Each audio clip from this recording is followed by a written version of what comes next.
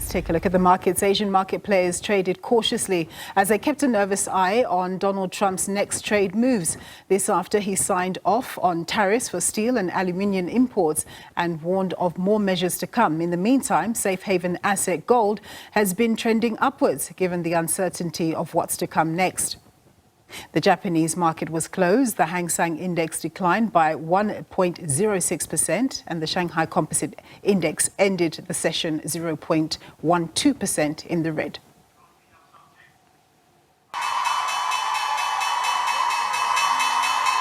US stocks started the week on a positive note, this as investors were digesting new tariff measures while anticipating key economic data and Federal Reserve Chair Jerome Powell's testimony before Congress. President Trump announced plans to impose a 25% tariff on all steel and aluminium imports into the United States, with additional reciprocal tariffs expected to be unveiled later in the week.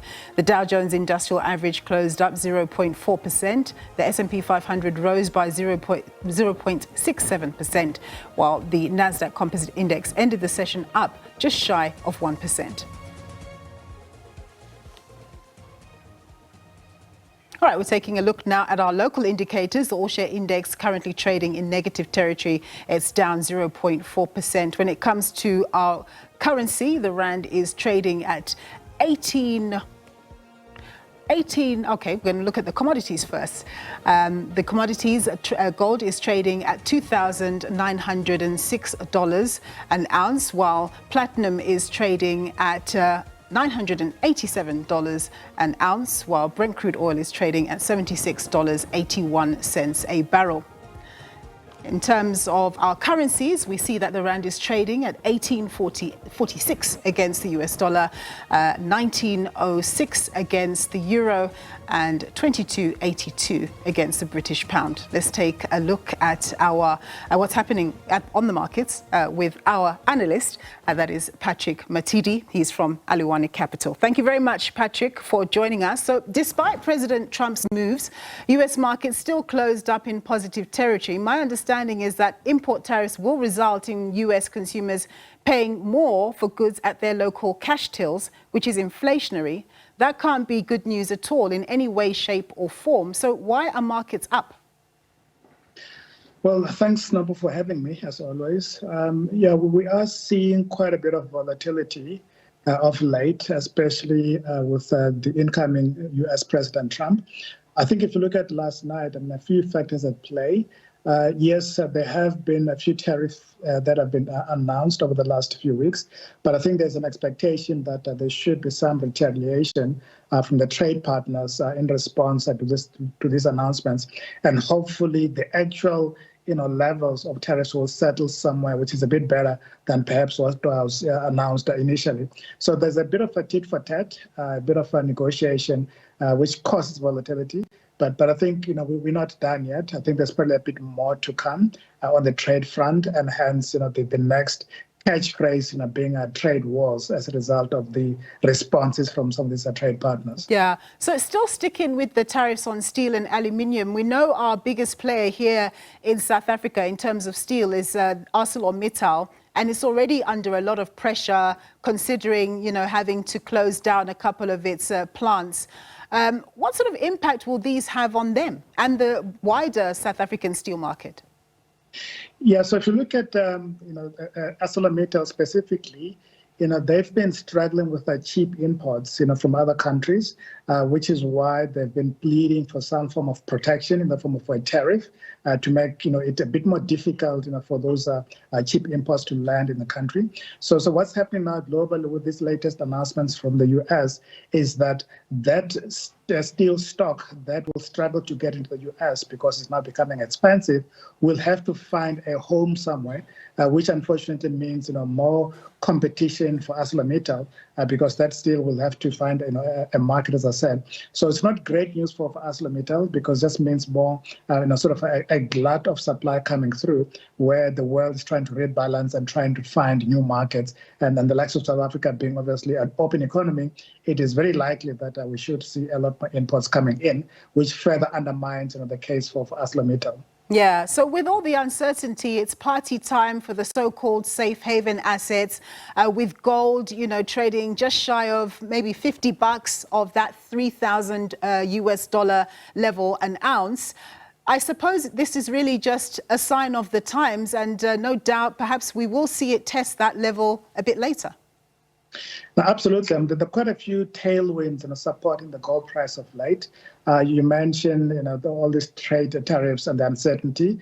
You also have the ongoing geopolitical tensions, with the ceasefire in the Middle East and likely to fall over.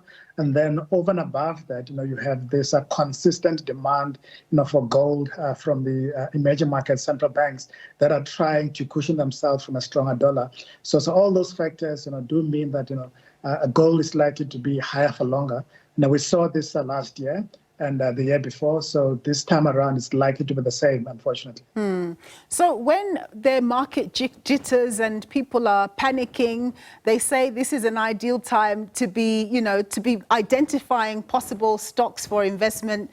On the local stock market front, are there any areas that you see that you think could be worth tapping on and investing in if you have some money laying under the mattress somewhere? Look, we've always liked South African-based stocks.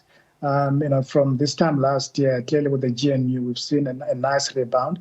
I think there's still a lot of opportunity in businesses that are well managed, well run, good balance sheets, as in very low debt, and highly cash generative. And those businesses that service the local market where there's an addressable market, there is a bit of pricing power, which means therefore that what's happening around us, all this noise, from all quarters of the world, they are likely to be well insulated and therefore continue to do well. So businesses like the